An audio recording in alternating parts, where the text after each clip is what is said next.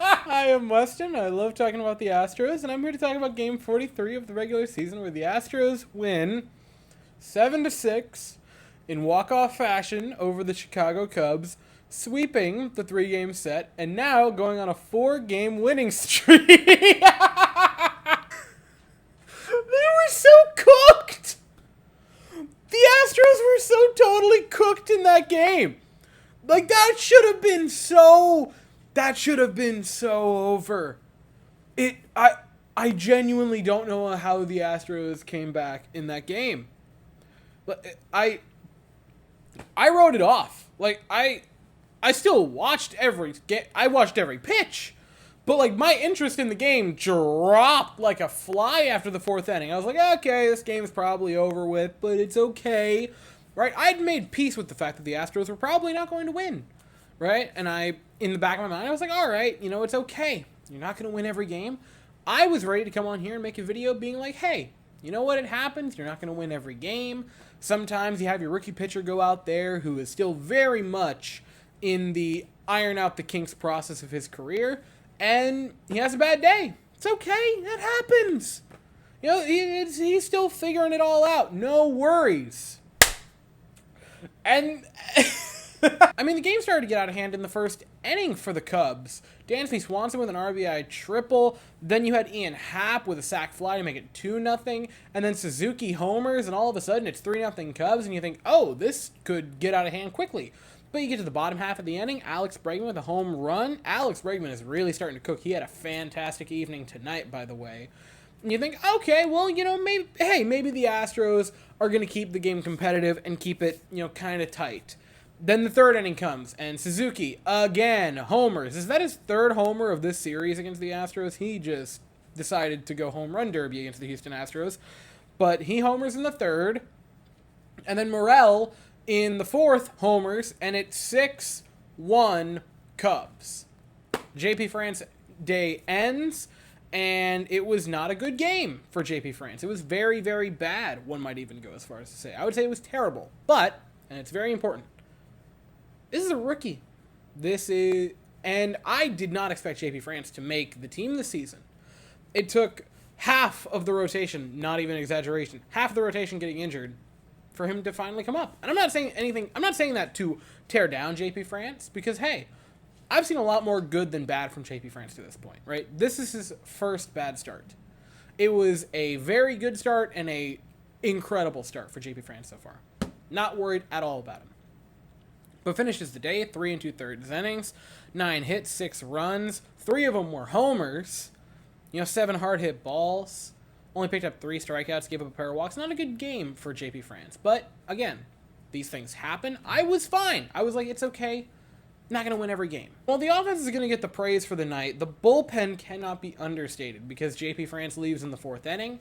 And 5 1/3 shutout innings against a Cubs offense that was, through the first, not even 4 full innings of this game, turning it into a derby, completely silenced them and snuff out the flame.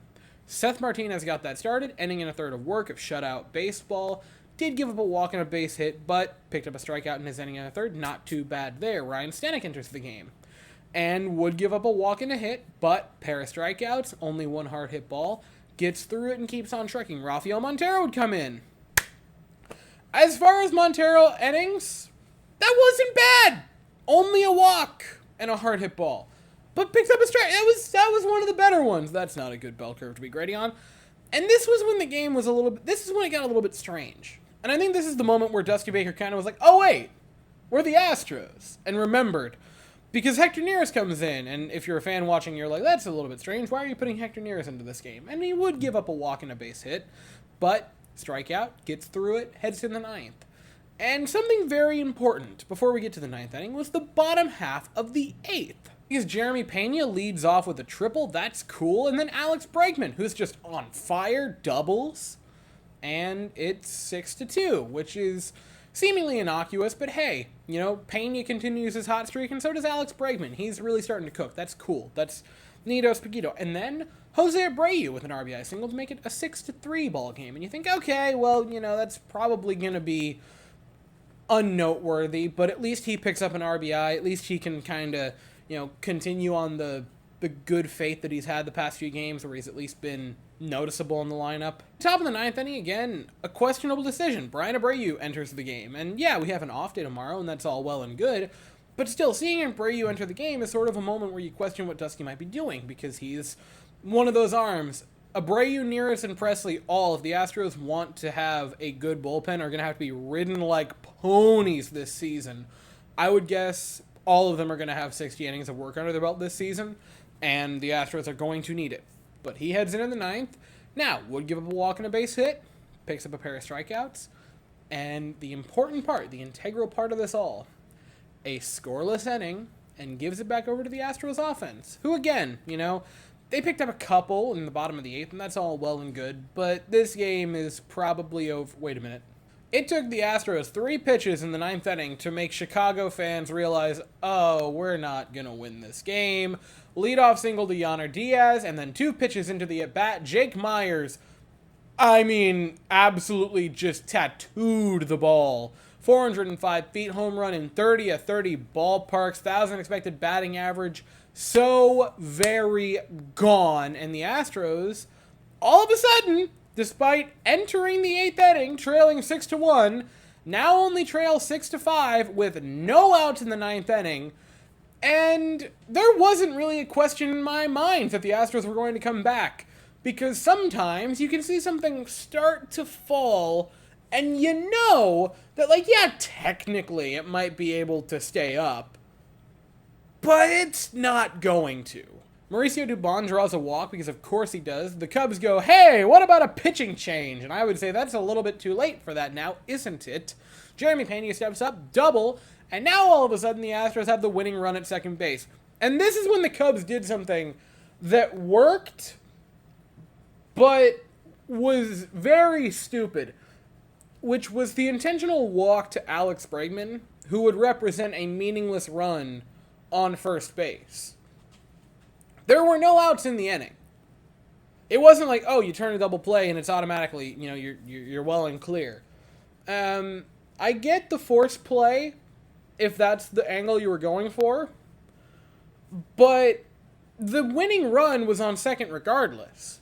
And so you're more or less saying, I feel better about facing Yordan Alvarez in that situation than Alex Bregman. Now, I understand that Bregman's been red hot as of late, but I'm going to let you guys in on a little secret. That's Yordan Alvarez. And credit to the Cubs, because it worked for 30 seconds, because Yordan Alvarez grounds into a force out at home plate, and they keep the 1-run lead for 30, 40 seconds. Kyle Tucker steps up to the plate, rips a single, 1 runs home, Bregman flying around third, and safe. The Astros walk it off.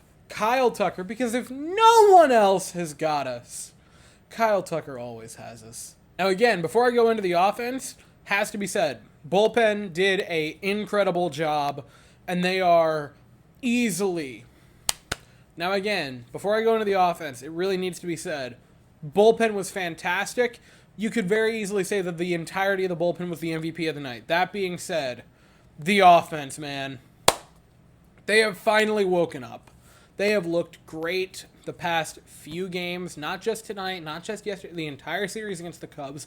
They looked fantastic, and we're going to talk about the good news about that very shortly.